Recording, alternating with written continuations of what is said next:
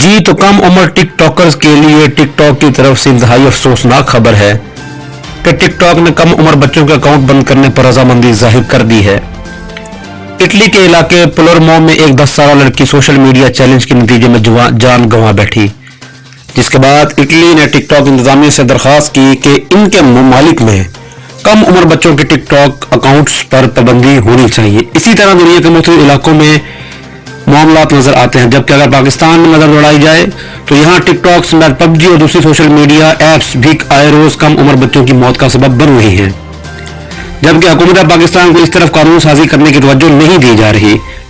Pub جی سمیت کئی social media apps بچوں کے ذہن کو کرائم کی طرف لے جاتے ہوئے ریپ کرنے اور قتل جیسے اقدامات پر اکسا رہی ہیں، لہذا اٹلی کی حکومت سے متاثر ہوتے ہوئے پاکستان کو بھی ان سوشل میڈیا ایپس کے حوالے سے سخت قانون سازی کرنی چاہیے۔